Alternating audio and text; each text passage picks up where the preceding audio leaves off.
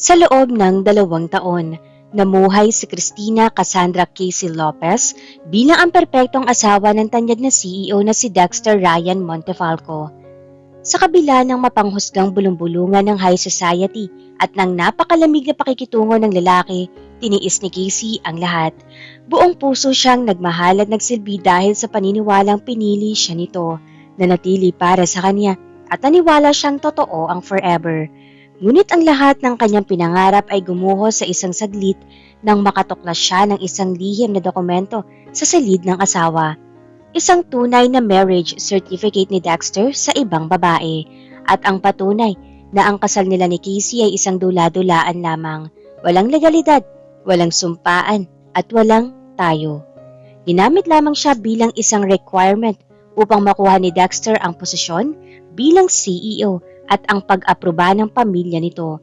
Mas matindi ang sakit na malaman niyang ang sarili niyang pamilya at mga pinagkakatiwalaang kaibigan ay matagal nang alam ang katotohanan ngunit pinanood lang siyang malunod sa kasinungalingan. Sa gabing lumaya si Casey sa penthouse ng mga Montefalco na walang kayamanan at walang masandalan, isang hindi inaasahang tawag ang nagpabago sa takbo ng kanyang tadhana. Siya ang nawawalang tagapagmana ng pamilya Ilustre, ang pinakamayamang angkan sa buong Pilipinas. Sa kanyang pagbabalik, wala na ang mahina at submisibong si Casey. Hawak ang bilyong-pisong imperyo, kapangyarihan at pusong kasing lamig na ng yelo. Isa-isa niyang siningil ang mga taong nagtaksil, gumamit at nagwasak sa kanyang dignidad. Ang laro ay tapos na at sa pagkakataong ito, ang reyna na ang may hawak ng tadhana. Magandang araw mga ka-Ayesha, isang kwento na naman ng pag-ibig, kataksalan at nagbabagang paghihiganti ang hatid sa inyo ng Ayesha TV. Sabi nila, kapag nagmahal ka, ibigay mo ang lahat, maging tapat ka, magtiis ka, dahil sa huli, ang puso ng totoong pinaglalaanan mo ng buhay ay matututunan ka ring mahalin.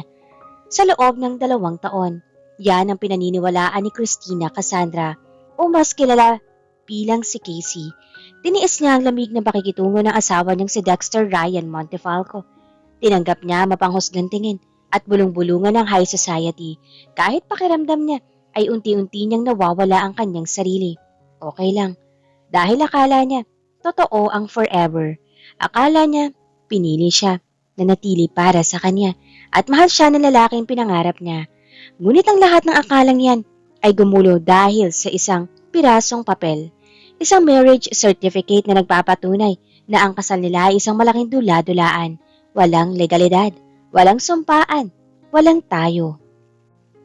Isa lang pala itong kasinungalingang pinaghandaan na mabuti ng pamilya Montefalco at si Casey ang ginawang sentro ng lahat dahil ang totoo, requirement lang siya para makuha ni Dexter ang posisyon bilang CEO at ang mas masakit, alam ng lahat, ng pamilya niya, ng mga kaibigan niya. Pinanood siyang maging tanga habang unti-unting nilulunod sa buhay na akala niya ay totoo. Pero hindi natutulog ang tadhana, mga ka-Ayesha, dahil sa gabing iniwan siya sa ulan, isang tawag ang nagpabago sa lahat. Miss Casey, you are the lost heiress of the richest family in the Philippines. Sa isang iglap, ang babaeng winasak nila ay naging babaeng dapat nilang kinatatakutan. Kaya naman, samahan ninyo ako, ang inyong narrator, Miss Angge. Dito lang sa Ayesha TV, habang sinasaksihan natin ang marangyang pagbabalik ng isang tunay na reyna. Alamin natin kung paano niya isa-isang paluluhurin ang mga taong umapak sa kanyang dignidad. Magsimula na tayo. Ang gabi sa penthouse ng mga Montefalco sa Bonifacio Global City ay laging nababalot ng isang uri ng katahimikan na unti-unting pumapatay sa kaluluwa. Mula sa dambuhalang glass wall, tanaw ang nagniningning ng mga ilaw ng lungsod, mga ilaw na simbolo ng kapangyarihan, karangyaan at ang mundong pilit na naging tahanan ni Cristina Cassandra Lopez sa loob ng 2 taon. Si Cristina Cassandra o Casey sa kanyang malalapit na kakilala ay nakatayo sa may hapagkainan. Nakasuot siya ng isang simpleng silk dress, maayos ang pagkakatali ng kanyang buhok at bawat detalye ng hapunan ay personal niyang inasikaso. Siya ang perpektong definisyon ng isang tradisyonal na may bahay, ang perfect Mrs. Montefalco. Ika nga ng mga kolumnista sa mga lifestyle magazine ng high society. Ngunit sa likod ng perpektong ngiti at marangyang pamumuhay, may isang katotohanang tanging siya lang ang nakakaalam. Ang kanyang asawa ay isang estranghero. Si Dexter Ryan Montefalco ay nakatayo sa tapat ng bintana. May hawak na baso ng scotch. Ang kanyang postura ay formal. Ang kanyang mukha ay parang nililok mula sa marmol. Gwapo, ngunit walang kahit anong init ng emosyon. 2 taon na silang kasal, ngunit ang bawat gabi ay tila isang pag-uulit lang ng nakaraang araw. Isang malamig na trato. Isang pader na hindi matibag-tibag. Dexter, malamig na ang sabaw. Gusto mo ba ang initin ko ulit? Malumanay ang boses ni Casey. Bawat salita ay may pag-iingat. Natatakot na baka mabasag ang marupok na kapayapaan sa pagitan nilang dalawa. Hindi lumingon si Dexter. Diretso lang ang tingin nito sa labas. Pinapanood ang trapiko sa ibaba. Wag na. Busog ako. Kumain ako sa labas kasama ang mga board member. Ah, ganoon ba? Pilit na ngumiti si Casey. Kahit na ang totoo ay buong hapon niyang inihanda ang paboritong putahe nito. Hinaplos niya ang kanyang daliri kung saan nakasuot ang isang simpleng gintong singsing. Sige, ililigpit ko na lang muna ito. Gawin mo ang gusto mo. Malamig na tugon ng lalaki. Bago inubos ang alak sa kanyang baso at naglakad patungo sa kanyang study room. Isinasara ang pinto nang walang pag-aalinlangan. Naupo si Casey sa tapat na mahabang lamesa na sapat para sa 10 tao. Ngunit siya lang ang mag-isang nakaupo. Bumuntong hininga siya. Tiniis niya ang lahat. Tiniis niya ang mga mapanghusgang tingin ng mga kaibigan ng biyanan na palaging nagpapahiwatig na hindi siya karapat-dapat sa apelyidong Montefalco dahil wala siyang kilalang pamilya o malaking yaman na maiaambag. Tinanggap niya ang kawalan ng kibon ni Dexter, ang kawalan ng yakap sa gabi, at ang malamig na pagtingin nito na tila ba isa lamang siyang obligasyon dahil akala niya, totoo ang forever.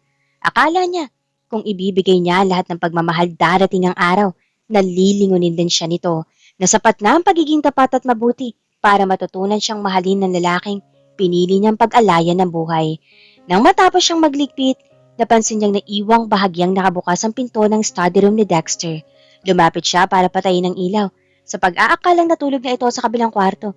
Ngunit pagpasok niya, nakita niyang bukas ang maliit na vault sa gilid ng desk. Isang bagay na hinding-hindi nakakalimutang isara ni Dexter. May ilang mga papeles na nakakalat sa ibabaw ng lamesa. Tila nagmamadali itong umalis kanina ng tawagan ng kliyente. Lalapit sana si Casey para ayusin ang mga ito. Nang mahagip ang kanyang paningin, ang isang pamilyar na logo. Isang selyo ng gobyerno. May kung anong kabang sumikip sa kanyang dibdib. Parang may malamig na kamay na humawak sa kanyang puso habang dahan-dahang inaabot ang isang folder na may nakasulat na confidential. Sa loob nito ay may isang pirasong papel na tila itinago ng napakatagal na panahon. Certified true copy. Marriage certificate. Binasa ni Casey ang pangalan.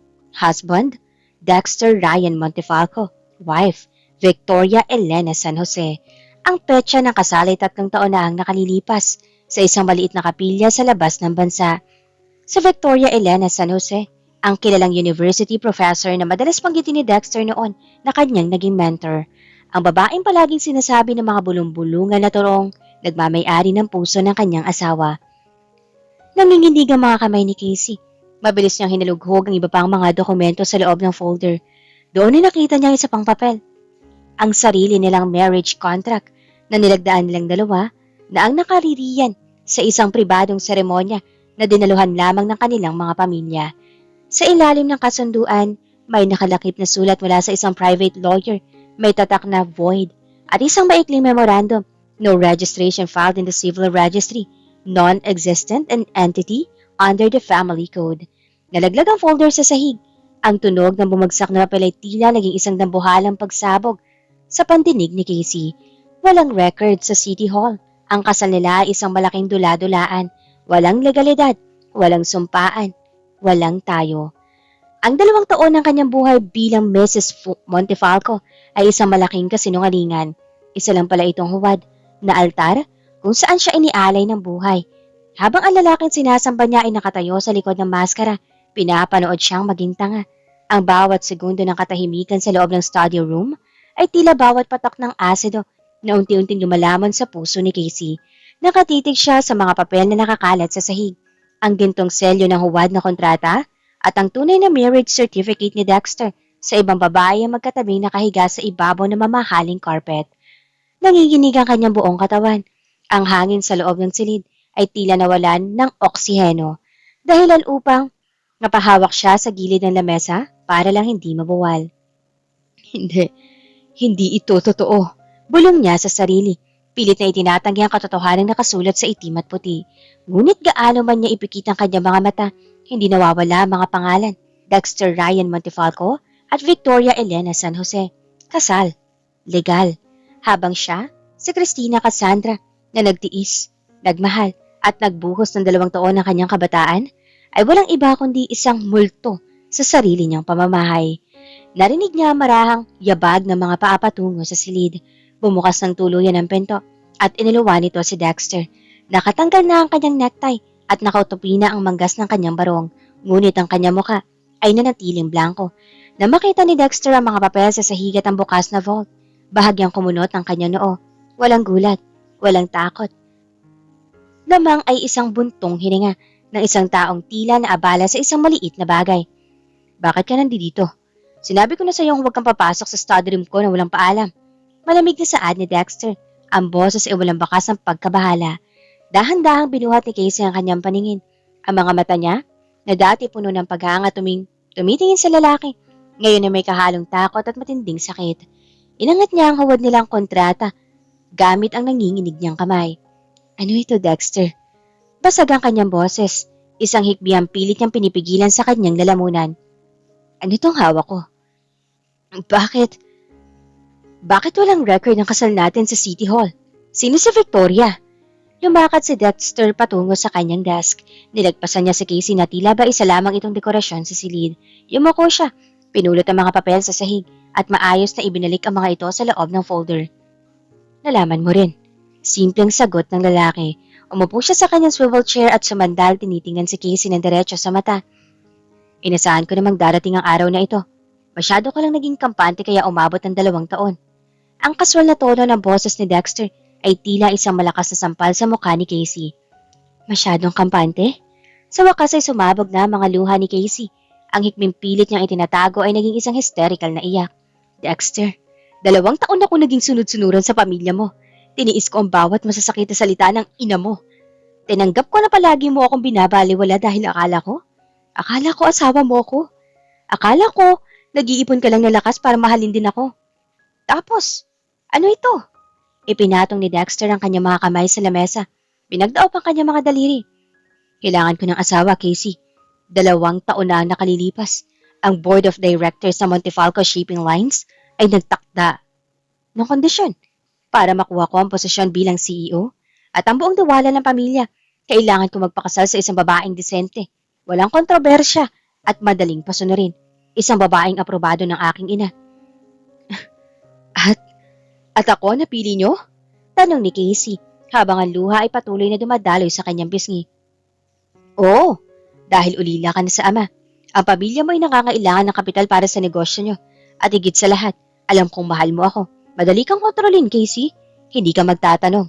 Hindi ka maghahanap ng higit pa sa ibibigay ko. Paliwanag ni Dexter. Walang pakikitaan ng konsensya. Si Victoria, siya ang babaeng mahal ko. Ngunit siya ay isang ordinaryong professor. Hindi siya tatanggapin ng lipunang ginagalawan ko at hindi siya aprobado ng pamilya ko. Kaya nagpakasal kami sa ibang bansa ng patago. Requirement lang pala ako. Bulong ni Casey. Ang kanyang boses ay tila unti-unting nawawalan ng lakas. Ang buong pundasyon ng kanyang buhay ay gumuho sa isang saglit. Hindi mo ko pinili dahil gusto mo ko. Hindi ka nananatili para sa akin. Ginamit mo lang ako. Binigyan kita ng marangyang buhay, Casey. Nakatira ka sa pinakamagandang penthouse, may allowance ka, at iginagalang ka bilang Mrs. Montefalco sa labas. Sabi ni Dexter na tila ba sapat na kabayaran ng pera sa winasak niyang pagkatao. Huwag natin palakihin ang issue. Pwede tayong magpatuloy sa ganito. Walang magbabago kung mananatili kang tahimik. Tiningnan ni Casey ang lalaking nasa harapan niya. Ngayon lang niya napagtanto na ang lalaking minahal niya ng buong buo ay isang halimaw na nakatago sa mamahaling suit. Ang forever na pinaniwalaan niya ay isang napakagandang hawla na itinayo para sa kanya at siya ang ibong voluntaryong nagpakulong dahil sa pag-ibig. Ang bawat salita ni Dexter ay tila mga bubog na bumaon sa talampakan ni Casey habang dahan-dahan siyang umaatras palabas ng study room. Hindi niya kaya. Hindi niya kaya manatili sa isang espasyo kasama ang lalaking pumatay sa kanyang natitirang dignidad. Sa gitna na naghahalong hilo at panlalabo ng paningin dahil sa walang humpay na pag-iyak, napatakbo siya patungo sa kanilang silid at mabilis na kinuha ang kanyang cellphone. May isang maliit na pag-asa sa kanyang dibdib, isang maliit na bahagi ng kanyang pagkatao ang nagmamakaawang maging mali ang lahat. Kailangan niya na masasandalan. Kailangan niya ang kanyang pamilya. Nanginginig ang kanyang mga daliri habang idinadayal ang numero ng kanyang ina. Lumipas ang 3 ring bago sumagot ang pamilyar na boses sa kabilang linya. Ma? Gumuho ang boses ni Casey. Ang hikbi ay hindi na naman niya napigilan. Ma, tulungan mo ko, pakiusap. Cassandra, gabi na. Bakit ka umiiyak? Nag-away ba kayo ni Dexter? Pakasang inis sa boses ng kanyang ina na si Elena sa halip na pag-aalala. Ma, peke ang kasal namin. Peke ang lahat. May tunay na asawa si Dexter sa abroad. Hindi ako legal na asawa, ma. Ginamit lang nila ako bilang requirement para sa posisyon niya bilang CEO. Isinigaw ni Casey ang lahat ng sakit. Umaasang marinig ang galit ng isang ina na ipagtatanggol ang kanyang anak. Subalit, mahabang katahimikan ang sumagot sa kanya. Ang tanging narinig lang niya ay ang marahang pagbuntong hininga ni Elena. Isang katahimikan na mas nakabibingi pa kaysa sa kahit anong sigaw. Ma, bakit hindi ka nagsasalita? Tanong ni Casey, unti-unting nilalamon ng bagong takot. Alam mo ba to? Cassandra, makinig ka sa akin. Formal at walang emosyon ang boses ng kanyang ina. Malaki ang naitulong ng mga Montefalco na mabaon sa utang ang kumpanya ng tatay mo bago siya mamatay. Kung hindi dahil sa kasunduang iyan, matagal na tayong pulube. Ano naman kung walang papel sa City Hall? Ang mahalaga, ikaw ang kinikilalang asawa sa harap ng publiko. Wag mo nang palakihin ang issue. Manatili ka na lang diyan at pagpakabait. Ma, anak mo ko. Bulong ni Casey. Halos hindi na lumalabas ang boses sa kanyang lalamunan. Ibinenta niyo ko? Para sa pamilya ito Cassandra. Huwag kang makasarili. Huling sabi ni Elena bago tuluyang ibaba ang telepono. Nalaglag ang cellphone ni Casey sa kama. Parang may kung anong mabilis na gumapang sa lamig sa kanyang buong katawan. Ang sarili niyang ina, ang sarili niyang pamilya na inaakala niyang naging masaya para sa kanyang marangyang kasal, ay ang mga unang tao palang pumirma sa kontrata ng kanyang pagiging biktima. Hindi pa taon natapos ang gabi. Sa labis na desperasyon na makahanap ng kahit isang taong totoo sa kanya, kinuha niya ang kanyang suot na jacket at mabilis na bumaba ng penthouse. Nagbook siya ng taxi patungo sa condominium ng pinakamatalik niyang kaibigan mula pa noong kolehiyo, si Sarah. Si Sarah ang palaging nakikinig sa mga kwento niya tungkol sa kung gaano niya kamahal si Dexter. Pagdating sa unit ni Sarah, walang tigil niyang kinatok ang pinto hanggang sa magulat itong magbukas. Casey, ano nangyari sa'yo? Bakit ganyan ang itsura mo? Gulat na tanong ni Sarah. Tinitingnan na magulong buhok at mugtong mga mata ng kaibigan. Pumasok si Casey at agad na napaupo sa sopa. Sarah, si Dexter, peke ang kasal namin. May iba siyang asawa. Alam ng pamilya ko, Sarah. Alam nila. Inaasahan ni Casey na magagalit si Sarah. Nayayakapin siya nito at sasabihin susuntukin nito si Dexter. Ngunit sa halip na galit, nakita ni Casey ang unti-unting pag-iwas ng tingin ni Sarah. Humakbang ito paatras at napaupo sa tapat niyang silya. Tahimik. Sarah, paniniguro ni Casey. Huwag mong sabihin.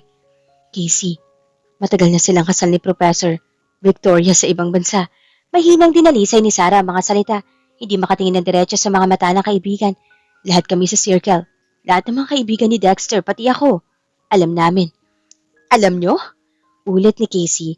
Ang boses ay tila galing sa ilalim ng lupa. Alam mo, Sarah, best friend kita. Halos araw-araw akong umiiyak sa iyo dahil pakiramdam ko hindi ako sapat para kay Dexter. Dahil pakiramdam ko, napakalamig niya sa akin tapos alam mo pala? Akala ko naman kasi okay lang sa iyo. Depensa ni Sarah. Medyo tumaas ang boses. Akala ko. Alam mo ang pinasok mo. Sino ba naman tanga ang tatanggi sa apelyido Montefalco at sa penthouse sa BGC? Akala ko nakikipagpalitan ka lang ng pakinabang sa kanila. Pera at posisyon sa lipunan. Kapalit ng pagiging trophy wife. Trophy wife? Ulit ni Casey. Doon ay tuluyan na napigtal ang huling hibla ng pag-asa sa puso ni Casey. Walang sino man ang totoo sa kanya. Ang mga taong hiningan niya ng payo, ang pamilyang inakala niya nagmamahal sa kanya, at ang kaibigang pinuhuran niya ng mga lihim. Lahat sila ay may hawak na tiket sa sinehan ng kanyang buhay. Pinanood nila siyang magmahal sa dilim. Pinanood nila siyang malunod sa isang buhay na akala niya ay totoo, habang ang lahat ay palihim na nagbubulungan at tumatawa sa kanyang kamangmangan. Siya ang sentro ng isang malaking katatawanan at ang bawat isa sa kanila ay may bahagi sa kanyang pagkawasak. Ang bawat salita ni Sarah ay nagsilbing huling pako sa krus na pinagpakuan ng pagkatao ni Casey. Hindi na siya sumigaw, hindi na siya nagreklamo. Tumayo siya mula sa sofa na kanyang tinuring na pinakamatalik na kaibigan ng may tuwid na likod. Bagaman ang kanyang kalooban ay durog na, ang mga luha na kanina pa dumadaloy ay tila natuyo na sa kanyang mga pisngi na pinalitan ng isang nakabibinging pamamanhid. Salamat, Sarah. Mahina at walang emosyong sabi ni Casey bago tinalikuran ng kaibigan at lumabas ng pinto. Ito ang huling beses na makikita niya ang babaeng itinuring niyang kapatid. Bumalik si Casey sa penthouse sa BGC, hindi para magmakaawa o makipag-ayos, kundi para bawiin na natitirang piraso ng kanyang sarili. Pagpasok niya sa malawak at marangyang sala, nadatnan niya si Dexter na nakaupo pa rin doon, tila naghihintay sa kanyang pagbabalik. Ang mukha nito ay bakas ng pagiging kampante, isang ekspresyon nagsasabing, alam nitong wala namang ibang mapupuntahan si Casey. Hindi siya pinansin ni Casey. Dumiretso siya sa kanilang walk-in closet. Kinuha niya ang isang lumang maleta, ang mismong maleta na dala niya noong unang beses siyang tumapak sa mundong ito. 2 taon na nakalilipas. Pinasadahan niya ng tingin ang mga nakasabit na mamahaling damit mula sa mga sikat na designer, ang mga hilera ng branded na sapatos at ang kahon ng mga alahas na may mamahaling hiyas. Lahat ng iyon ay binili gamit ang pera ng mga Montefiore. Lahat ng iyon ay ang mga gintong rehas na nagpatunay na siya ay isang mamahaling bilanggo lamang. Isa-isang inilagay ni Casey sa maleta ang kanyang mga lumang kasuotan, mga simpleng t-shirt, maong, at mga personal na gamit na dinala niya bago pa man siya naging Mrs. Montefalco. Iniwan niya ang lahat ng alahas, ang pitaka na naglalaman ng mga credit card na nakapangalan sa korporasyon ni Dexter, at maging ang mamahaling cellphone na ibinigay nito sa kanya bilang regalo sa kanilang unang anibersaryo. Na maisara niya ang zipper ng maleta, naramdaman niya isang uri ng gaan sa kanyang dibdib na matagal na niyang hindi nararanasan. Paglabas niya ng kwarto, hila-hila ang maleta. Hinarang siya ni Dexter sa may pinto ng penthouse. Nakasandal ito sa pader. Ang mga kamay nasa bulsa ng kanyang pantalon. Saan ka pupunta, Casey? May babala na boses ni Dexter. Huwag kang umakting na parang apay rito. Binigyan ka namin ng marangyang buhay na hindi mo mararanasan sa pinanggalingan mo. Kung lalabas ka sa pintuang iyan ng dahil sa pride mo, siguraduhin mong kaya mong panindigan ang gutom. Humarap si Casey sa kanya. Ang mga mata niyang dati puno ng pag-ibig at pagsusumamo ngayon ay blanko na, kasing lamig ng yelong natutunaw sa baso ng scotch ng lalaki. Ang marangyang buhay na galing sa kasinungalingan ay hindi buhay, Dexter. Isa itong hawla na matigas na sabi ni Casey. Walang kahit anong panginginig sa kanyang boses. Magsasama kayo ng ambisyon mo, ng pamilya mo, at ng propesor mo. Ngayong araw, pinuputol ko na ang kadena ko sa inyo. Kung aalis ka, huwag ka nang babalik kahit gapang pa. Wala nang lugar para sa'yo rito. Banta pa ni Dexter, pilit na ibinabalik ang kanyang otoridad. Huwag kang mag-alala. Sagot ni Casey habang binubuksan ng pinto. Kahit mamatay ako sa daan, hindi ko nadudungisan ang paa ko sa pamamagitan ng pagtapak muli sa pamamahay mo. Lumakad siya palabas. Kasabay ng malakas na pagsasara ng pinto ng penthouse ay ang biglang pagbuhos ng malakas na ulan sa labas ng gusali. Pagbaba niya sa lobby, hindi siya humingi ng tulong sa mga concierge. Lumabas siya sa gilid ng kalsada ng Bonifacio Global City nang walang payong, walang kotse at walang sapat na pera sa bulsa. Habang ang malamig na tag-ulan ay dumadaloy sa kanyang katawan, nakaramdam si Casey na isang kakaibang pakiramdam. Ang bawat patak ng ulan ay tila naguhugas sa 2 taon ng dumi, kasinungalingan at kahihiyan na tiniis niya. Basang-basa man at walang katiyakan ng kinabukasan sa unang pagkakataon sa loob ng 2 taon. Nakahinga si Christina Cassandra ng maluwag. Malaya na siya matapos ang gabi ng kanyang paglaya. Dinala si Casey ng mga paa sa isang maliit at lumang apartment sa gilid ng Maynila. Isang lugar na malayo sa nagniningning ng mga ilaw ng Bonifacio Global City. Ang upa ay mura, ang pader ay mga tuka ng lumang pintura at ang kama ay gawa sa simpleng kawayan. Ngunit para sa kanya, ang bawat sulok ng maliit na espasyong ito ay mas mabango pa kaysa sa penthouse sa puno ng kasinungalingan. Upang mabuhay, naghanap si Casey ng trabaho. Pumasok siya bilang isang encoder sa isang maliit na logistics company sa umaga at nagsusulat ng mga artikulo online sa gabi. Ang kanyang mga kamay na dati sanay sa pag-aayos sa mga mamahaling kubyertos para sa mga Montefiore ay nagkapaltos na dahil sa walang tigil na pagpindot sa keyboard. Lumipas ang 2 buwan. Walang paramdam si Dexter. Walang tawag mula sa kanyang ina at lalong walang paumanhin mula kay Sarah. Mukhang tuluyan na nga siyang ibinura ng mundong iyon, isang bagay na mas ikinatuwa pa ng kanyang naghihilom na puso. Isang gabi, habang naghahanda siya ng simpleng hapunan, isang mangkok ng instant noodles at tirang kanin, biglang umalingaw-ngaw ang tunog ng kanyang lumang cellphone sa ibabaw ng lamesa. Ang screen ay nagpapakita ng isang hindi kilalang numero na may kakaibang prefix, tila isang pribadong linya. Pinitawan ni Casey ang kanyang sandok at pinunasan ang mga kamay sa kanyang apron bago sinagot ang tawag. Hello? Formal ngunit may pagod ang boses ni Casey. Is this Miss Christina Cassandra Lopez? Isang baritono, seryoso at napaka-formal na boses ng isang matandang lalaki ang sumagot sa kabilang linya. May otoridad ang bawat bigkas nito. Yes, ako nga po. Sino po sila? Kunot noong tanong ni Casey. Iniisip kung ito ba ay ahente ng bangko o kaya naman yung tungkol sa kanyang mga ina-apply ang trabaho. Narinig niya ang marahang pagbuntong hininga ng lalaki na tila ba gumaan ang loob nito pagkarinig sa kanyang boses. Ako si Attorney Fernando, ang Chief Legal Counsel ng Illustre Group of Companies at ng Pamilya Illustre. Natigilan si Casey. Ang Pamilya Illustre? Kahit ang isang ordinaryong mamamayan sa Pilipinas ay kilala ang pangalang iyon. Sila ang mga old money ng bansa, nagmamay-ari ng mga dambuhalang bangko, mga minahan sa Mindanao, malalawak na lupain sa Visayas, at mga real estate empire na kayang bilhin ng buong ari-arian ng mga Montefalco nang nakapikit. Sila ang rurok na kapangyarihan na hindi kayang abutin kahit ng pinakamataas na uri ng high society. Attorney Fernando? Parang nagkakamali po kayo ng tinatawagan. Ako po ay isang simpleng encoder lang. Wala akong kinalaman sa mga ilustre. Magalang na pagtatama ni Casey. Hindi ako nagkakamali, Miss Christina Cassandra. Mariing sagot ng abogado. 25 taon ka naming hinahanap. Noong sanggol ka pa lamang, nagkaroon ng malagim na aksidente ang iyong mga magulang na sina Roberto Ilustre at Maria Lopez. Sa kasamaang palad sa gitna ng kaguluhan, ikaw ay nawala at napunta sa pangalaga ng pamilyang Lopez na nagpalaki sa iyo bilang kanilang sariling anak. Parang huminto ang pag-ikot ng mundo ni Casey. Ang kanyang mga kamay ay unti-unting nanlamig. Anong ibig ninyong sabihin? Miss Casey, ikaw ang nag-iisang anak ng yumaong Roberto Ilustre. Ibig sabihin, ikaw ang lost heiress ng pinakamayamang pamilya sa buong Pilipinas. Ang iyong lolo, si Don Alejandro Ilustre, ay kamailan lamang pumanaw at bago siya nalagutan ng hininga, ikaw lamang ang itinalaga niyang nag-iisang tagapagmana ng buong Illustre Group of Companies. Katahimikan. Isang mahaba at mabigat na katahimikan na namayani sa silid. Tumingin si Casey sa kanyang paligid, sa maliit na apartment, sa mangkok ng noodles, sa kanyang mga kamay na may paltos. Ang babaeng winasak, niloko, at itinapon ng mga Montefalco bilang isang requirement ay ang babaeng nagmamay-ari pala ng dugong bugaw na kayang magpabagsak sa kanila sa isang iglap. Attorney Fernando? Paniniguro ni Casey. Ang kanyang boses ay unti-unting nagbago. Ang dating takot at pagod ay napalitan ng isang kakaiba at malamig na determinasyon. Sigurado ba kayo sa mga dokumento ninyo?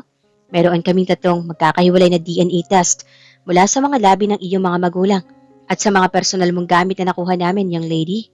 Handa na ba ang buong armada ng Pamilya Ilustre na sunduin ka? Ano ang iyong nais? Tumingin si Casey sa madilim na bintana ng kanyang apartment. Naalala niya ang mukha ni Dexter. Habang sinasabi nito ang isa lamang siyang dekorasyon, naalala niya ang kanyang ina na nagbenta sa kanya para sa negosyo. Naalala niya ang buong lipunan na tumawa sa kanyang likod. Isang dahan-dahan ngunit mapanganib ng ngiti ang gumuhit sa mga labi ni Christina Cassandra. Ihanda mo ang aking pagsundo, Attorney Fernando. Sagot niya ng napakalamig. Panahon na para magpakilala ako sa mundong nag-akalang kaya nila akong tapakan. Kinabukasan, nabulabog ang tahimik at makipot na eskinita sa gilid ng Maynila. Isang mahabang convoy ng 6 na makikinang na itim na Mercedes-Benz, S-Class at mga armored SUV ang dahan-dahang huminto sa tapat ng lumang apartment ni Casey. Ang marangyang eksenang iyon ay tila isang malaking insulta. Sa naghihikahos na paligid, ang mga kapitbahay ay naglabasan, puno ng pagtataka kung sino makapangyarihang tao ang bumisita sa kanilang lugar. Mula sa pangunahing sasakyan ay bumaba ang isang matandang lalaki na may pilak na buhok, nakasuot ng napaka-formal na pasadyang suit at may hawak na gintong baston. Siya si Attorney Fernando. Sa kanyang likod ay sumunod ang 6 na lalaking nakabarong at may mga earpiece, mga personal na elite security ng Pamilya Ilustre. Walang pag-aalinlangang umakyat si Attorney Fernando sa marupok na hagdanan patungo sa unit ni Casey. Pagkabukas ng pinto, nakatayo roon si Christina Cassandra. Nakasuot pa rin siya ng simpleng luma niyang damit, ngunit ang tindig niya ay hindi na katulad ng dati. Wala na ang bakas ng isang talon ng babae. Agad na yumuko ng napakababa si Attorney Fernando bago lumuhod ang isang tuhod nito sa sahig upang iabot ang isang maliit na pelos na kahon. Sa loob nito ay ang gintong selyo at signet ring ng pamilya Ilustre. Maligayang pagbabalik yang Lady Christina Cassandra Ilustre. Formal at may matinding paggalang na wika ng abogado. Narito na ang iyong armada upang ihatid ka sa iyong tunay na tahanan. Tiningnan ni Casey ang gintong singsing. Dahan-dahan niya itong kiduwa at isinuot sa kanyang daliri. Ang mismong daliri kung saan niya tinanggal ang huwad at walang halagang singsing na mga Montefalco. Tumayo ka, Attorney Fernando. Utos ni Casey. Ang kanyang boses ay may natural na otoridad na tila ba matagal na nakatago sa kanyang dugo. Naghihintay lang na magising. Iwanan natin ang lugar na ito. Pumasok si Christina Cassandra sa mansyon ng mga Ilustre sa Fords Park, hindi bilang isang biktima na nangangailangan ng pagkalinga, kundi bilang isang reyna na handang bawiin ang kanyang kaharian. Ang tambuhalang mansyon na napaliligiran ng mga antigong kagamitan, mga sikat na painting, at daan-daang katulong ay yumukod sa kanyang pagdating. Sa loob ng sumunod na isang linggo, sumailalim si Casey sa isang kabuuang pagbabago. Ang kanyang mahaba at simpleng buhok ay ginupit ng isang sikat na French stylist sa isang sleek at modernong bob cut na nagpatingkad sa kanyang matatalas na panga at aristokratang mukha. Ang kanyang aparador ay napuno ng mga haute couture na kasuotan mula sa Paris at mga Milan na damit na hindi kayang bilhan ng buong taong kita ng Montefalco Shipping Lines. Ngunit ang pinakamalaking pagbabago ay hindi ang kanyang panlabas na itsura. Ito ay ang kanyang mga mata, ang mga mata na dating puno ng init, pag-ibig at pagsusumamo para kay Dexter ay tuluyan na naging kasing lamig ng yelo sa Antarctica. Nawala ang lambot ng kanyang mukha. Ang natira ay ang matigas at mapanganib na anyo ng isang tunay na Ilustre. Nakatayo si Casey sa malawak na balkonahe ng kanyang master suite. Nakatanaw sa malawak na hardin, habang seryosong nakatayo sa kanyang likod si Attorney Fernando. Young lady, narito ang kabuuang ulat sa pananalapi ng Montefalco Shipping Lines. Ulat ng abogado habang inaabot ang isang makapal na folder. Gaya ng iyong hinala, bagaman nakuha ni Dexter Ryan Montefalco ang posisyon bilang CEO, ang kanilang kumpanya ay kasalukuyang kumukuha ng malalaking pautang para sa kanilang bagong expansion project. Marupok ang kanilang pundasyon. Kinuha ni Casey ang folder, dahan-dahang binuklat ang mga pahina at tinitigan ang pirma ni Dexter sa dulo ng mga dokumento.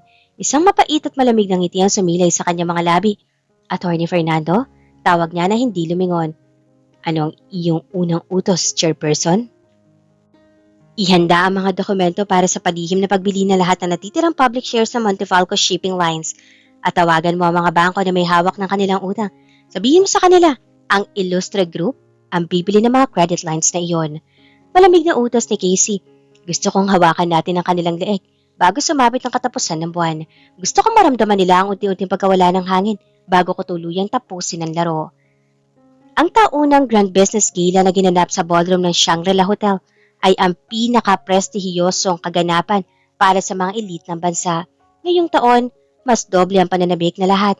Kumakalat ang balibalita na ang misteryosong bagong chairperson at nag-iisang tagapagmana ng Ilustre Group of Companies, ang pinakamayamang pamilya sa Pilipinas, ay gagawa ng kanyang kauna-unahang pampublikong hitsura.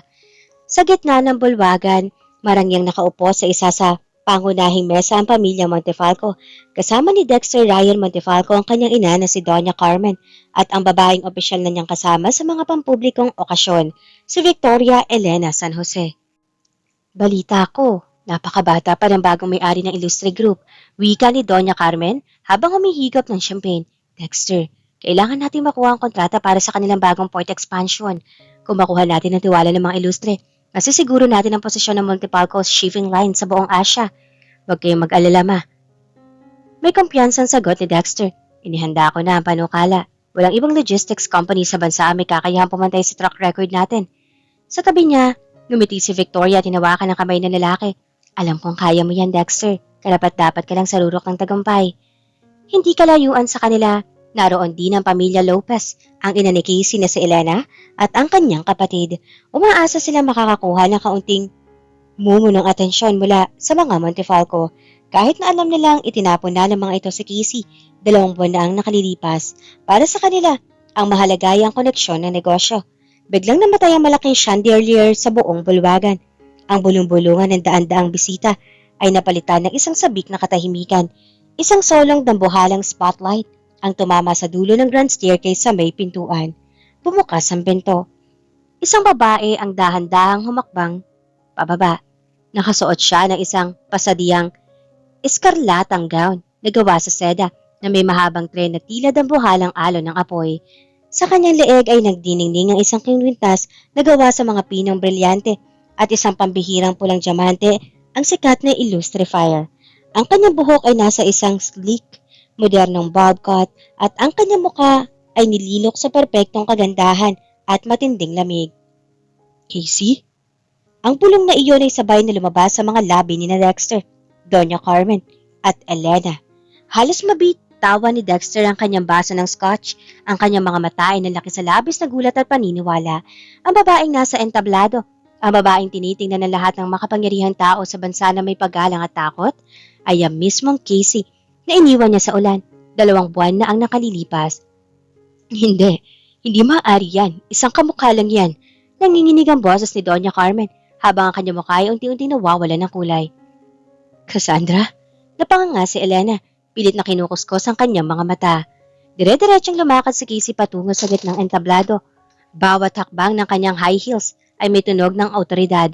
Sa kanyang likod, nakabuntot si Attorney Fernando at isang armada ng mga bodyguard. Hindi siya tumingin sa kaliwa o sa kanan. Hindi niya binigyan ng kahit isang sulyap ang mga pamilyar na muka na nakatitig sa kanya na may matinding takot. Humarap si Casey sa mikropono. Ang kanyang paningin ay lumilibot sa buong bulwagan bago tuluyang huminto sa direksyon ni Dexter. Isang dahan-dahan, mapanganib at kasing lamig ng yelong ngiti ang gumuhit sa kanyang mga labi. Magandang gabi sa inyong lahat. Ang malamig at resonant na boses ni Casey ang umalingaw-ngaw sa sound system na nagpadala ng kakaibang kilabot sa bawat taong nakikinig. Ako si Christina Cassandra Illustre, ang bagong chairperson ng Illustre Group of Companies.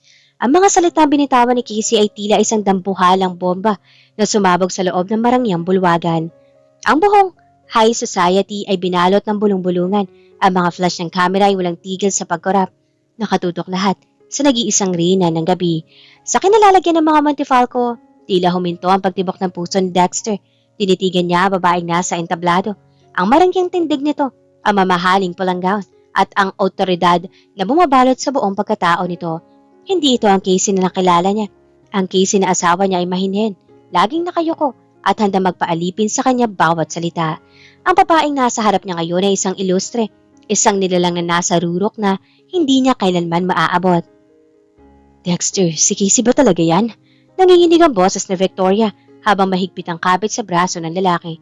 Akala ko ba isa lang siyang ordinaryong babae na walang pamilya? Hindi nakasagot si Dexter. Ang kanyang lalamunan ay tuyong-tuyo. Nang matapos ang formal na pagpapakilala, bumaba si Casey sa entablado patungo sa VIP lounge na nakareserba lamang para sa mga nangungunang bilyonaryo ng bansa. Bawat makapangyarihang negosyante ay nag-uunahang lumapit upang bumati at makipagkamay. Ngunit isang formal na tango at malamig na ngiti lamang ay sinasagot niya. Dala ng labis na pagkalito at desperasyon, tumayo si Dexter mula sa kanyang upuan. Nilapitan niya ang direksyon ng VIP lounge. Dexter, saan ka pupunta? Tawag ng kanya ina na si Doña Carmen, ngunit hindi ito pinansin ng lalaki. Casey, sigaw ni Dexter na makalapit siya sa gilid ng lounge. Casey, mag-usap tayo. Anong ibig sabihin ng lahat ng ito? Bago pa man makahakbang na malapit si Dexter, 4 na dambuhalang bodyguard na nakasuot ng itim na suit ang mabilis na humarang sa kanyang harapan. Ang kanilang mga mukha ay walang ekspresyon, ngunit ang kanilang mga kamay ay nakahanda sa kanilang mga salyadong armas. Paumanhin, Ginoong Montefalco, harang ni Attorney Fernando na lumitaw mula sa likod ng mga gwardiya. Ang chairperson ng Illustre Group ay hindi tumatanggap ng mga biglaang pakikipag-usap mula sa mga hindi autorisadong individual. Hindi autorisado? Galit na asik ni Dexter, pilit na sumisipit sa mga bodyguard upang makita ang babaeng nasa loob. Asawa ko siya. Casey, humarap ka sa akin. Dahan-dahang ibinaba ni Casey ang kanyang baso ng champagne sa ibabaw ng lamesa. Lumingon siya kay Dexter. Ang kanyang mga mata ay blanco, walang galit, walang sakit. Lamang ay isang nakaririmarim na kawalan ng pakialam. Lumakad siya ng dahan-dahan patungo sa hangganan ng lounge. Nakatayo sa harap ng kanyang mga bodyguard habang nakatingin kay Dexter mula sa itaas pababa. Sino? Pinibigyan mo ng karapatang tawagin ako sa ganyang paraan, Mr. Montefalco? Ang boses ni Casey ay banayad, ngunit may talim na tila humihiwa sa hangin. Casey, anong nangyayari sa'yo? Ako ito, ang asawa mo. Pilit na nagpapakumbaba si Dexter, bagamat bakas ang sugat sa kanyang pride dahil sa panonood ng ibang mga bisita. Asawa? Isang maikli at mapait na tawa ang pinakawalan ni Casey. Sa pagkakaalam ko, Mr. Montefalco, walang legal na basehan ang mga salitang sinasabi mo. Ayon sa batas, single ako. At ayon sa aking memorya, wala akong kilalang kasinungalingan na nagngangalang Dexter Ryan Montefalco. Casey, ilayo ang lalaking iyan sa paningin ko. Malamig na utos ni Casey sa kanyang mga bodyguard. Nasisira ang lasa ng aking champagne. Mabilis na itinulak ng mga gwardiya si Dexter paatras. Pinalalayo sa VIP area sa harap ng nagbubulungang karamihan. Naiwan si Dexter na nakatayo sa gitna ng bulwagan. Hiyang-hiya, litong-lito, at sa unang pagkakataon sa kanyang buhay, nakaramdam ng matinding takot sa babaeng minsan niyang binaliwala. Sa loob ng susunod na 2 linggo, ang pangalang Montefalco na dating kinatatakutan at iginagalang sa mundo ng kalakalan ay naging simbolo ng isang mabilis na gumuguhong imperyo. Hindi nag-aksaya ng panahon si Casey sa pamamagitan ng kapangyarihan ng Illustre Group. Sinimulan niya ang isang sistematikong pagpapatumba na naramdaman ng mga Montefalco sa bawat bahagi ng kanilang negosyo. Ang unang hampas ay nanggaling sa mga bangko, ang Illustre Group, na may-ari ng 3 sa pinakamalalaking financial institution sa bansa, ay naglabas ng agarang kautusan.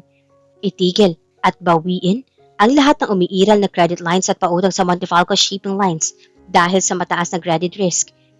Dexter, ano itong nabalitaan ko sa board? Galit na pumasok si Doña Carmen sa opisina ng anak. Lahat ng mga bangko ay nag-freeze ng account sa atin. At ang expansion project natin sa Batangas Port, kinansela ng gobyerno. Nakatitig lang si Dexter sa kanyang computer screen. Ang mga graph na nagpapakita ng kanyang stock ay patuloy na mabilis na pagbulusok pababa. Ang Illustre Group, sila may gawa nito, Mama. Binili nila ang lahat ng utang natin. Sila na ang nagmamay-ari ng mga promissory notes natin. Bago pa man makasagot si Doña Carmen, bumukas ang pinto ng opisina at pumasok ang sekretarya ni Dexter. Nanginginig ang mga kamay. Sir, si Chairperson Illustre ay nasa baba, kasama ang mga legal team at mga sheriff. Agad na bumaba mag-ina sa lobby ng Montefalco Tower. Doon, nakatayo sa gitna ng marangyang bulwagan, si Cristina Cassandra Illustre. Nakasuot siya ng isang napakapormal na navy blue power suit. Hawak ang isang mamahaling designer bag, habang sa likod niya ay nakatayo si Attorney Fernando at 10 armadong bodyguard. Na makita ni Doña Carmen si Casey, biglang nagbago ang anyo nito. Ang dating mapagmataas ang matandang babae na walang tinira kundi panlalait kay Casey ay biglang lumuhod sa makintab na sahig habang umaagos sa mga luha sa kanyang mukha. Casey, anak, pagmamakaawa ni Doña Carmen, pilit na inaabot ang laylayan ng pantalon ni Casey. Parang awa mo na. Pamilya pa rin tayo, hindi ba? Naging asawa mo naman si Dexter kahit sa sandaling panahon. Huwag mo namang sirain ang buhay namin. Ito lang ang kumpanyang iniwan ng asawa ko. Tiningnan siya ni Casey mula sa itaas nang walang kahit anong emosyon sa kanyang mga mata. Walang galit, walang puot, kundi isang purong lamig na mas nakakatakot kaysa sa sigaw. Asawa? Panayad ngunit mariing wika ni Casey. Ang naaalala ko lang, Doña Carmen, ay ang mga salita ninyo noon na ako ay isang requirement lamang para sa posisyon ng anak ninyo. Isang dekorasyon na walang karapatang magreklamo. Ngayong wala na kayong kumpanya, tingnan natin kung may posisyon pa siyang babalikan. Casey, pakiusap. Subok pa ni Dexter na lumapit, ngunit agad siyang hinarang ng 2 bodyguard. Attorney Fernando, simulan na ang forced closure ng gusaling ito at ng lahat ng barko ng mga Montefalco. Malamig na utos ni Casey bago tinalikuran ng mag-ina. Security, ilabas ang basurang ito sa aking ari-arian. Ang dating mga hari at reyna ng high society ay kaladkad na inilabas ng mga gwardya sa sarili nilang gusali. Sa harap ng mga empleyadong dati yumuyukod sa kanila, ang paghihiganti ni Cristina Cassandra ay nagsimula na. At wala siyang ititira kahit na anong alaala ng pamilyang nagwasak sa kanya. Matapos mailabas ang kautusan para sa tuluyang pag-iba ng mga Montefalco, hindi pa roon nagtapos ang paglilinis ni Casey. Batid niya may mga lintapang natitira na nag-abang sa kanyang pagbagsak noon at ngayon ay nag-aabang naman sa kanyang pag-angat. Isang hapon, Habang abala si Casey sa pagpirma ng mga bilyong pisong kontrata sa kanyang opisina sa Illustre Tower, pumasok ang kanyang sekretarya. Isang mapait na ngiti ang gumuhit sa mga labi ni Casey. Inasahan na niya ito. Papasukin mo sila. Bumukas ang pinto at mabilis na pumasok ang kanyang ina-inahan na si Elena. Kasama ang kapatid nitong si Rodolfo. Ang mukha nila na dating puno ng pagmamataas at pangaral sa kanya ay napalitan ngayon ng mga mapagkunwaring ngiti at labis na paghanga. Ang kanyang ama-amahan naman ay may dalang mamahaling kahon ng regalo at mga papeles. Cassandra, anak ko, halos maiyak na patakbong lumapit si Elena.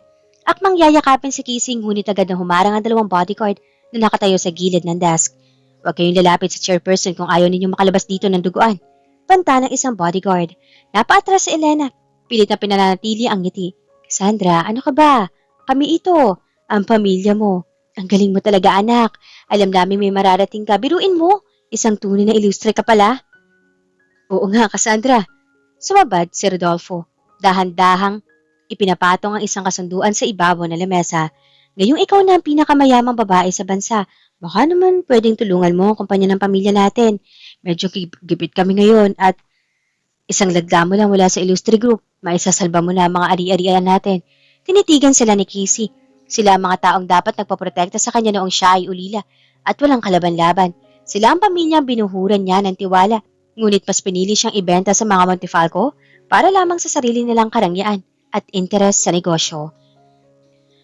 Noong umiiyak ako sa inyo sa telepono, noong nalaman kong peke ang buhay ko, ano ang sabi ninyo sa akin, ma? Ang boses ni Casey ay banayad, ngunit ang lamig nito ay sapat na para magpatahimik sa buong silid. Natigilan si Elena. Napalunok. Cassandra, para sa pamilya naman ang ginawa namin noon. Sabi niyo, huwag kong palakihin ang issue dahil kailangan niyo ang pera at koneksyon ng mga Montefalco. Pagpapatuloy ni Casey, dahan-dahang tumatayo mula sa kanyang executive chair. Hinayaan niyo akong maging laruan ng ibang tao. Pinanood niyo akong malunod sa kahihiyan habang ang buong mundo ay tumatawa sa akin dahil lang sa konting kapital. Kinuha ni Casey ang kasunduang inilatag ni Rodolfo nang walang pag-aalinlangan.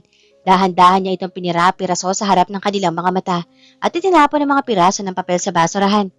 Mula sa araw na ito, wala akong magulang, wala akong kapatid, wala akong pamilyang nagngangalang Lopez. Malamig na pahayag ni Casey habang nakatitig na diretso sa mga mata ni Elena. Kayo ang unang makakaranas ng gutom at kawalan na pinaranas ninyo sa kaluluwa ko sa loob ng 2 taon. Ang lahat ng tulong na ibinigay ng Illustre Group sa mga supplier ninyo, tapos na. Magsasara ang kumpanya nyo bago matapos ang linggong ito. Cassandra, wag. Pamilya mo kami. Hysterical na sigaw ni Elena habang hinahawakan ng mga security guard ang kanyang magkabilang braso. Ilabas sa mga lintang iyan. Utos ni Casey sa kanyang mga bodyguard nang hindi man lang kumukurap ang mga mata. At siguraduhin ninyong hindi na muling makakatapak ang mga pangalang iyan sa kahit anong establishmento ng mga Illustre. Habang hila-hila, palabas ang mag-asawang Lopez na umiiyak at nagmamakaawa, naupo muli si Casey. Walang kahit isang patak ng luha ang lumabas sa kanyang mga mata. Ang pag-ibig at awa na mayroon siya noon ay tuluyan na natuyo, na pinalitan ng isang matibay na pusong bakal. Upang takasan ang walang humpay na ingay ng media at ang kaguluhan sa Maynila, nagpasya si Casey na magpalipas ng katapusan ng linggo sa pribadong rest house ng mga Illustre sa lungsod ng Tagaytay. Ang mansyong ito ay nakatayo sa tuktok ng bangin, kung saan tanaw ang nakararahuyong ganda ng Bulkang Taal at napaliligiran ng malawak na hardin ng mga puting rosas. Isang hapon, habang naglalakad si Casey sa gitna ng hardin, nakasuot ng simpleng puting linen dress, napansin niya bahagyang kaguluhan sa may bukana ng gate. Pakiusap. Hayaan ninyo akong makapasok. Kailangan ko lang siyang makausap kahit 5 minuto. Isang pamilyar ngunit basag na boses ang narinig niya mula sa malayo. Si Dexter, desperado, madungis at halatang ilang araw nang hindi natutulog. Pinilit nitong pasukin ang pribadong ari-arian ng mga Illustre. Ang kanyang mamahaling suit na dating planchado ay gusot-gusot na ngayon. Ang kanyang buhok ay magulo at ang kanyang mga mata ay lubog at puno ng takot. Wala na ang bakas ng makapangyarihang CEO ng Montefalco Shipping Lines. Hudyat ng kamay ni Casey ang nagpatigil sa mga bodyguard na akatmang kakaladkad kay Dexter palabas. Dahan-dahan siyang lumapit. Ang bawat hakbang ay may dalang maringal na katahimikan. Na makita ni Dexter na papalapit si Casey, tila nawala ng lakas ang kanyang mga tuhod. Sa harap ng mga bodyguard, mga katulong, At sa harap ng babaeng minsan niyang itinuring na walang halaga, tuluyang lumuhod si Dexter sa damuhan. Hinawakan ng laylayan ng puting damit ni Casey. Casey, patawarin mo ako. Umiiyak na pagsusumama ni Dexter. Ang kanyang mga kamay ay nanginginig. Mali ako. Kasalanan ko ang lahat. Iniwan na ako ni Victoria. Doong makuha ang mga ilustre ang mga ari-arian namin at mawalan kami ng pera. Sumama siya sa ibang lalaki sa abroad. Doon ko napagtanto, Casey. Ikaw pala ang totoong kailangan ko. Ang pagmamahal mo ang totoong nagpatatag sa akin. Mahal kita, Casey. Pakiusap. Bumalik ka na sa akin. Magsimula tayo ulit. Tumingin si Casey sa lalaking nasa kanyang paanan. Ito ang lalaking binuhuran niya ng buong puso. Ang lalaking nanalangin siyang sana ay lumingon man lang sa kanya sa gabi. Ang lalaking naging sanhi ng kanyang unti-unting pagkawala. Ngunit ngayon, habang pinapanood itong umiiyak sa dumi, wala na siyang nararamdamang kahit ano ni galit, ni puot. Wala. Lamang ay isang matinding kapaguran sa kanyang pagiging mahina noon. Mahal mo ako, Ginoong Montefalco? Balayad na tanong ni Casey. Ang boses ay parang hangin, amihan, ngunit may talim ng kutsilyo. O mahal mo ang kapangyarihan at yaman ng isang ilustre na kaya kayong isalba sa kahirapan.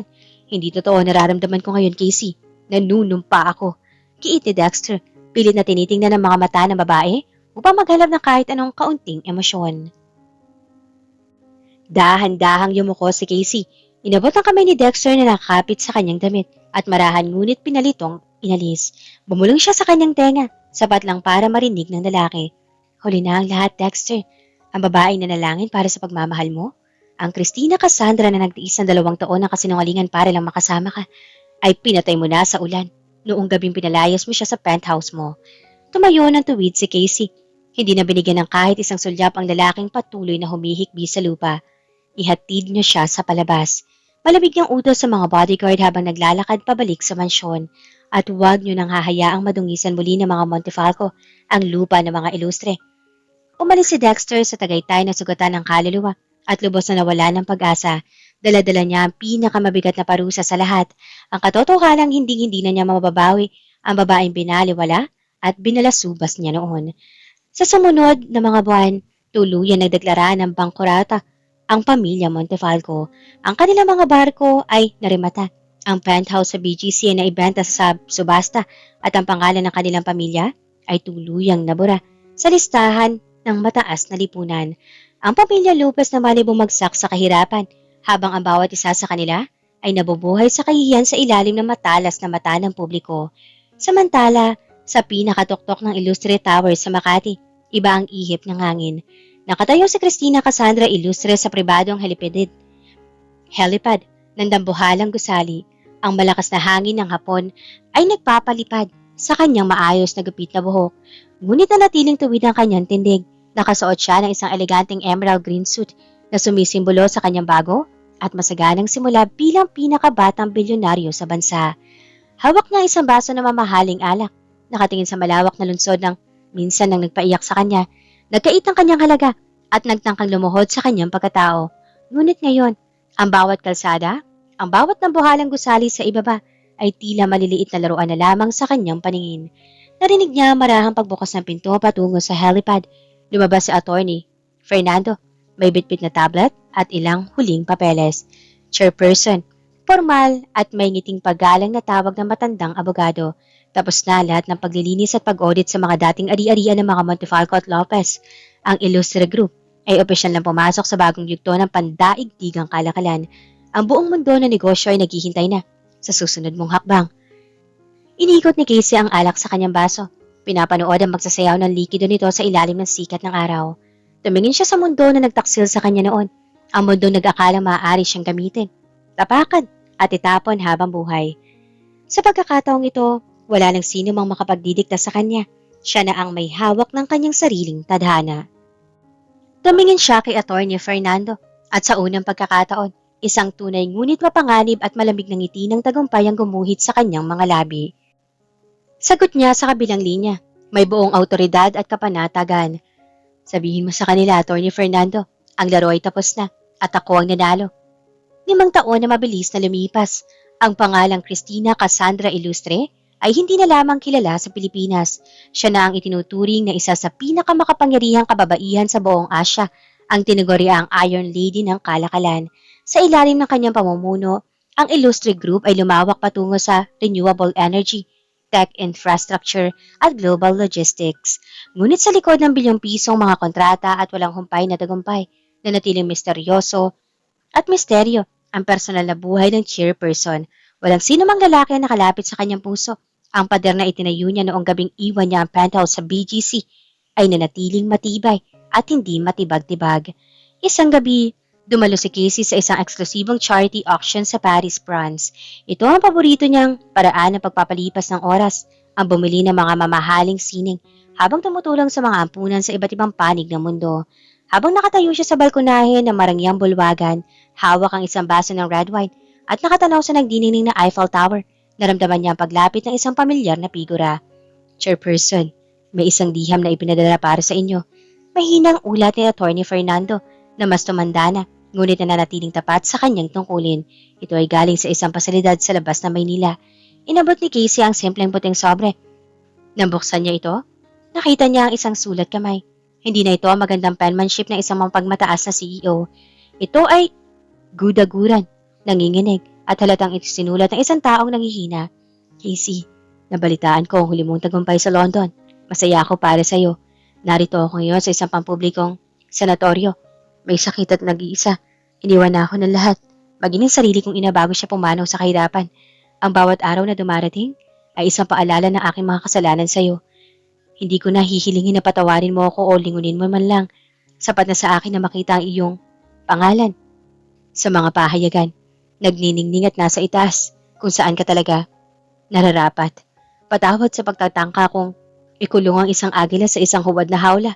Ikaw ang pinakamagandang bahagi ng buhay ko na sinira ko gamit ang sarili kong mga kamay. Dexter. Tinitigan ni Casey ang sulat sa loob ng ilang segundo.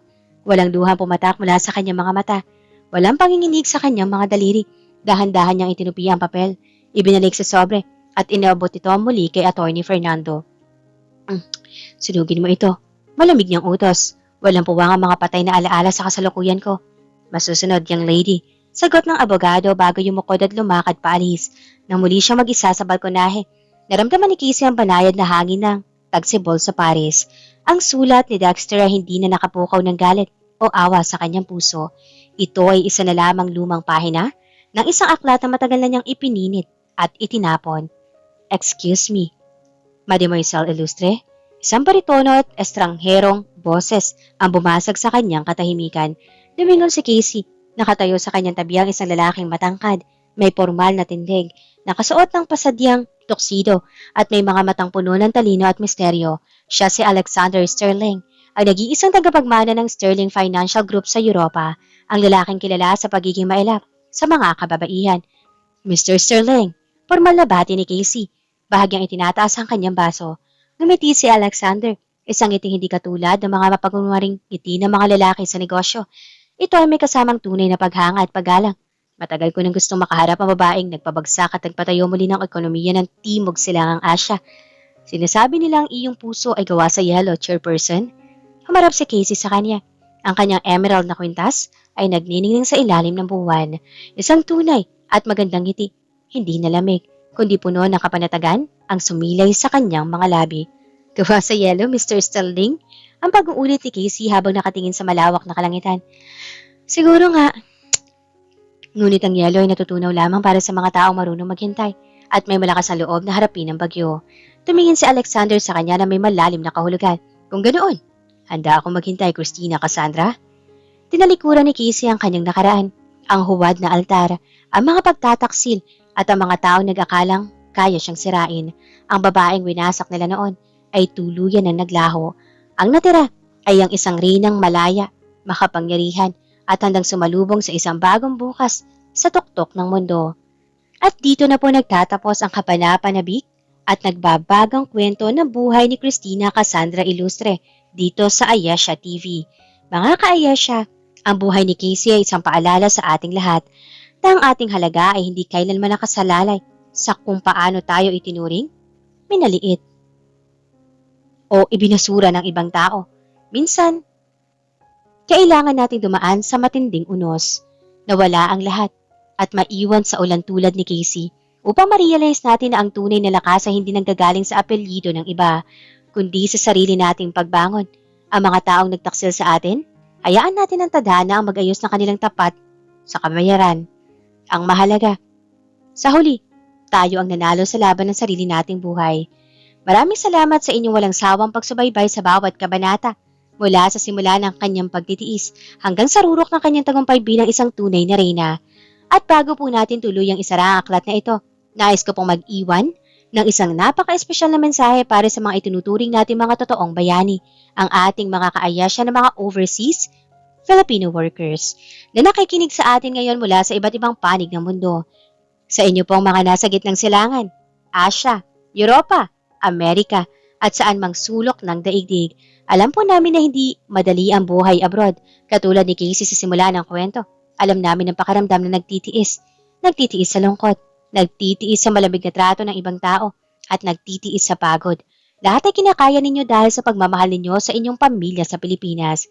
May mga pagkakataon ding pakiramdam ninyo ay unti-unti ninyong nawawala inyong sarili dahil sa bigat ng sakripisyo.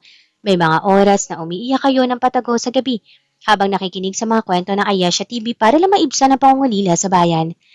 Nais po namin ipaalala sa inyo, kayo ay hindi lang basta manggagawa. Kayo ay mga reyna at hari ng inyong sariling tadhana.